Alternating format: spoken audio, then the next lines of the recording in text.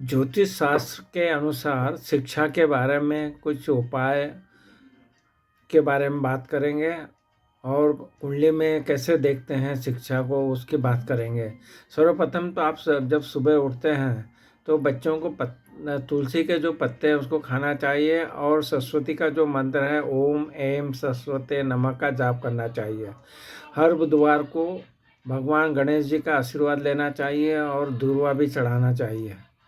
फिर सूर्य देव का भी आपको आशीर्वाद लेना चाहिए। इसके लिए सूर्य देव को जल अर्पित करना चाहिए और हेल्थ के लिए आपको हरी सब्जियां और सलाद खाना चाहिए और रोज़ सुबह गायत्री मंत्र का पाठ करना चाहिए।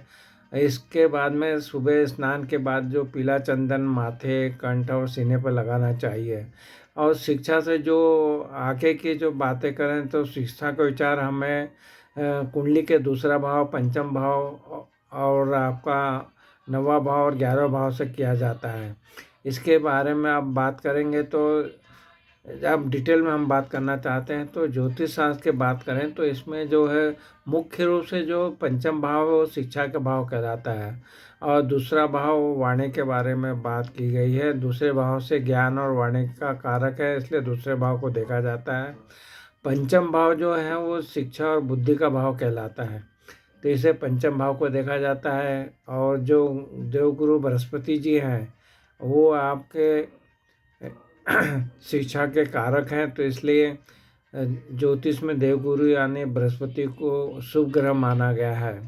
और बुध ग्रह को जो है वो आपका बुद्धि का कारक माना गया है, बृहस्पति देव को ज्ञान का कारक माना गया है। इसलिए जब बुध अच्छा होता है तो बुद्धि अच्छी होती है और वाक्पटुता का आदमी व्यक्ति होता है, बच्चा होता है। तो ये छोटी छोटी सरल जानकारी थी। तो इसके बाद में हम बात करेंगे डिटेल में। तो पढ़ाई के लिए जो ग्रह जिम्मेदार होते हैं उसमें सबसे पहले तो आपको बुध ग्रह की बात करना पड़ेगी, क्योंकि मनुष्य की बुद्धि का संबंध बुध ग्रह से है। तो इसलिए जो व्यक्ति समझदार होगा वो बुद्धिमान होगा, तो इसलिए बुध ग्रह की अच्छी स्थिति जो होती है तो आदमी की जो बुद्धि अच्छे काम करती है। अगर बुध कमज़ोर होता है तो कई परेशानियों से आपको जूझना पड़ेगा, तो इसके लिए आपको बुध को मजबूत करना चाहिए। तो बुध के बारे में बताया गया कि अगर कुंडली में बुध आपके केंद्र और पाँचवें और नौवें भाव में होंगे तो ये अच्छी स्थिति कहलाएगी और उसमें शुभ ग्रहों की दृष्टि होगी तो सर्वश्रेष्ठ हो जाता है।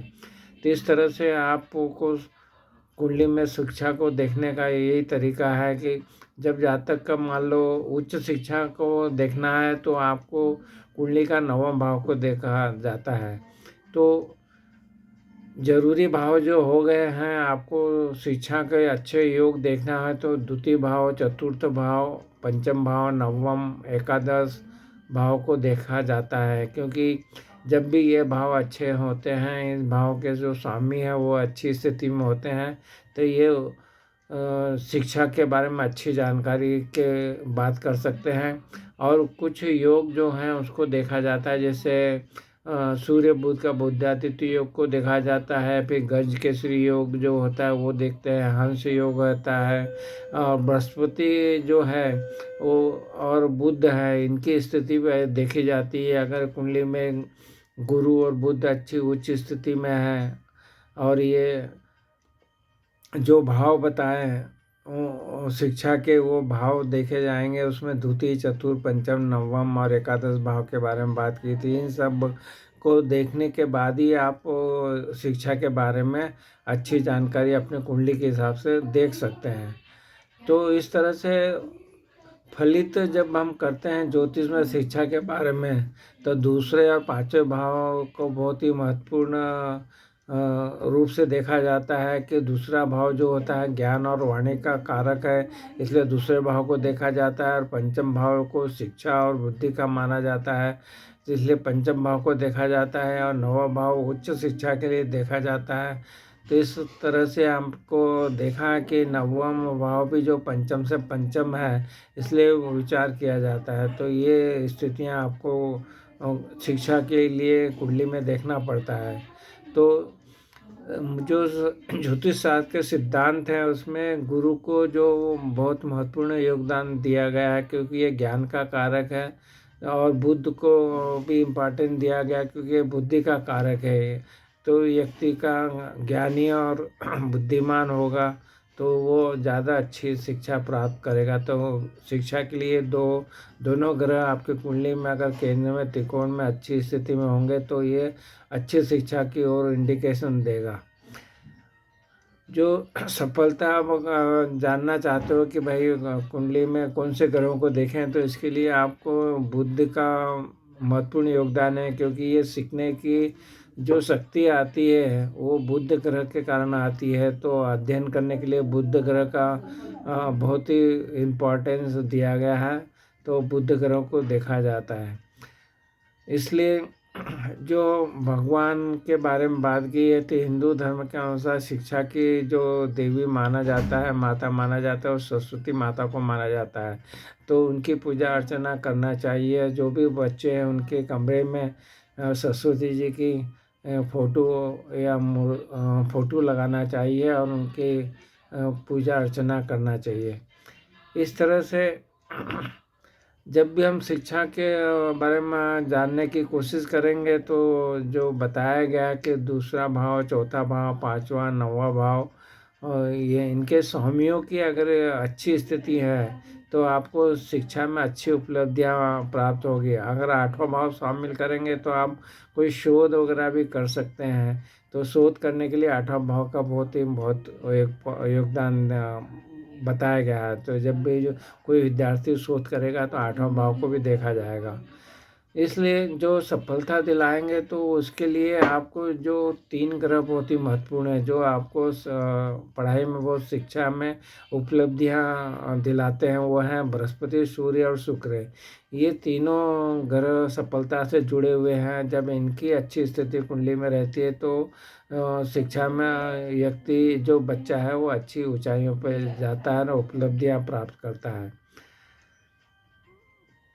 कुंडली का जो चौथा भाव है और पांचवा भाव है, तो इनके बारे में बोला गया है कि पांचवा भाव जो है वो ज्ञान का है, और नौवा भाव उच्च शिक्षा की जो बात की जाती है उसके लिए नौवा भाव देखा जाता है, और 11वें भाव के से सफलता को देखा जाता है। तो इस तरह ये जो पांचवा भाव, नौवा भाव और 11वां भाव, इनका महत्वपूर्ण योगदान हो गया, क्योंकि ये ज्ञान के भाव हैं, उच्च शिक्षा के भाव है, और आपके सफलता के जो सीढ़ी चढ़ते हैं उसके लिए 11वां भाव के बारे में बात कही गई है। इस तरह से शिक्षा के लिए हमने देखा कि बृहस्पति, बुध, इन ग्रहों का संबंध जो शिक्षा वाले भावों से जितना अच्छा होगा और उनकी स्थिति जितनी अच्छी होगी, उच्च की होगी, सौर राशि की होगी, मित्र राशि की होगी, केंद्र में हो, त्रिकोण में हो, तो ये शिक्षा के लिए बहुत ही महत्वपूर्ण ग्रहों की बात हमने की है कि इनको देखना चाहिए। इस तरह से बृहस्पति ग्रह जो है, देवगुरु जो बृहस्पति हैं, ये जातक के कुंडली में अगर पंचम भाव में शुभ स्थिति में होता है तो ये हर क्षेत्र, शिक्षा के जो हर क्षेत्र होते हैं उसमें सफलता प्राप्त करवाता है। तो गुरु अगर पंचम भाव में आपकी कुंडली में सौर राशि के उच्च के हैं तो ये स्थिति आपके लिए बनी हुई है। इस तरह से आप अपनी कुंडली को जब भी देखेंगे तो जो भावों को बताया, जो ग्रहों को बताया, उनको जैसा बताया वैसा देखेंगे तो आपको अपने जो भी बच्चे हैं उनको शिक्षा का स्तर क्या होगा, कैसा रहेगा, ये सब चीज़ें आपको मालूम पड़ेगी। याददाश्त के लिए बुध ग्रह को हम जिम्मेदार मांगते हैं कि वो बुध ग्रह अगर अच्छी स्थिति में तो स्मरण शक्ति अच्छी रहती है। अगर बुध ग्रह की अच्छी स्थिति नहीं है तो जो व्यक्ति है उसमें स्मरण शक्ति कमज़ोर हो जाती है, और 12वें भाव में अगर बुध है तो भूलने के रोग भी हो सकते हैं आपको। आप पढ़ाई में सफलता प्राप्त करना हो तो आपको क्या करना पड़ेगा, जो आप जो तरीके हैं, जो टिप्स हैं, वो आप इस तरह से बताई गई है कि आप जब भी पढ़ाई करें तो जगह जो हो शांत जगह हो, जिससे कि आपका ध्यान लग सके वहाँ पे। तो जगह का बहुत बड़ा महत्व होता है। इसके बाद में जब आपका जो पढ़ाई का कमरा है वहाँ पे ध्यान भटकाने वाली वस्तुएं नहीं होना चाहिए, अनुशासित रहना पड़ेगा आपको। और जो आप दिन प्रतिदिन पढ़ाई करते हैं उसकी समीक्षा करना चाहिए और अच्छी नींद लेना चाहिए। तो ये थोड़े टिप्स बताए गए हैं कि आप लेंगे तो आपकी पढ़ाई पे ध्यान अच्छा रहेगा। और जब भी कोई कॉम्पिटिटिव एग्ज़ाम की बात आएगी तो आपको कुंडली का छठे भाव को देखा जाता है, और यहाँ यहाँ से आप जो विरोध या आपकी प्रतिष्ठा इस की जो है वो आप विरोधी से कितना अच्छा वो कर सकेंगे, वो छठे भाव से देखा जाएगा। पूजा के लिए सरस्वती जी की पूजा के बारे में शास्त्रों में बताया गया है कि अगर आप सरस्वती जी की पूजा अर्चना करते हैं, जब भी बसंत पंचमी है आदि है, तो उसमें मंदिर जाके आप उसका आशीर्वाद लेते हैं तो ये आपके लिए बहुत अच्छा रहेगा। इस तरह से आप अपनी कुंडली में जैसा बताया है उन सब चीज़ों को आप देखेंगे, उसके पहलुओं पे विचार करेंगे तो आपको जो भी बच्चा है उसकी कुंडली का इस तरह से अध्ययन करना चाहिए, और जो जो चीज़ें बताई गई है उसका आपको उसमें ध्यान रखना चाहिए। फिर जो ऐसे नक्षत्रों के बारे में ऐसा बताया गया है कि जब भी कोई बच्चे की कुंडली देखें तो अगर वो स्वाति, पुनर्वसु, श्रवण, धनिष्ठा या शतभिषा जैसे चर नक्षत्र हों, हस्त, अश्विनी, पुष्य, मूल, मृगशिरा, चित्रा, पूर्वाषाढ़ा, पूर्वा फाल्गुनी, पूर्वा भाद्रपद, अश्लेषा जैसे हल्के नक्षत्र हों तो ये बहुत अच्छे माने गए हैं बच्चों के लिए। फिर कौन सा ग्रह आप देखेंगे कि वो जल्दी सफलता प्राप्त करवाते हैं, वो हमने बता दिया पहले भी कि बृहस्पति, शुक्र और शुक्र की क्षमता कैसी है उसके अनुसार आप अपनी पढ़ाई में अच्छी क्षमता रख पाएंगे।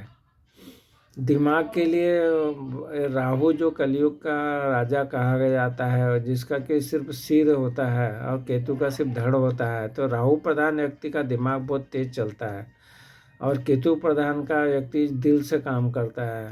तो जब भी आप देखें तो ये ग्रहों का भी दिमाग पे असर पड़ता है। फिर जब वास्तु के हिसाब से भी देखेंगे तो आप जब भी आप पढ़ाई करने के समय में पूर्व की दिशा में आपका मुंह होना चाहिए, या उत्तर की दिशा में, या ईशान कोण में होना चाहिए। जब भी आप पढ़ाई करते हैं तो आपका मुंह को इन तीनों दिशाओं में होंगे तो पढ़ाई के लिए उपयुक्त माने गए हैं। तो इस तरह से आप अपने कुंडली में इसको लगा के देखना चाहिए। ये तो जो पूर्व और दक्षिण दिशा जो आग्नेय कोण है वहाँ पे मुंह करके नहीं देखना चाहिए। सीढ़ियों के नीचे आपका पढ़ाई का कमरा नहीं होना चाहिए। इन सब चीज़ों का भी आपको ध्यान रखना चाहिए।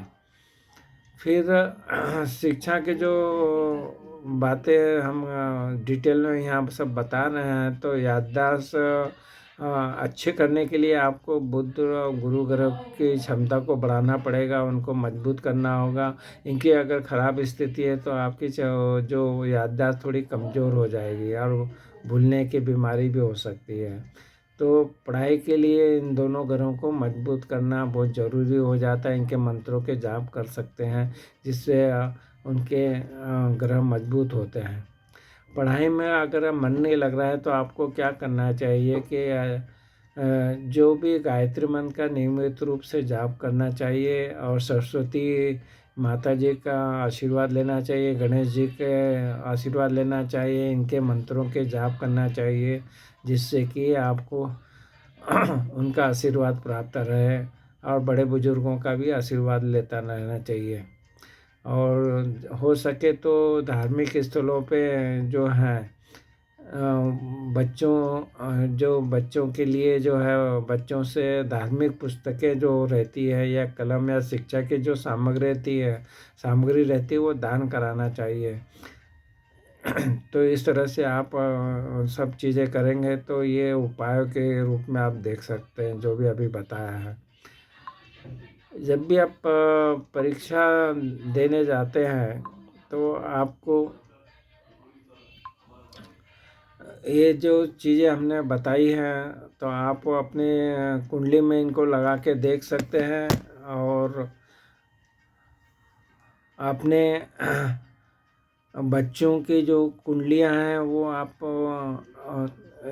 जो ज्योतिषी माध्यम की जो अभी हमने बात की है, किस तरह से आप उसके ग्रहों को देख सकते हैं, कौन से भावों को देख सकते हैं, क्या उपाय कर सकते हैं, क्या मंत्र पढ़ सकते हैं, किन की पूजा अर्चना कर सकते हैं, ये सब जानकारी हमने देने का प्रयत्न किया। आप भी अगर ये जानकारी को अच्छी समझ रहे हैं तो आप इसको अपने ग्रुप में इसको शेयर कर सकते हैं।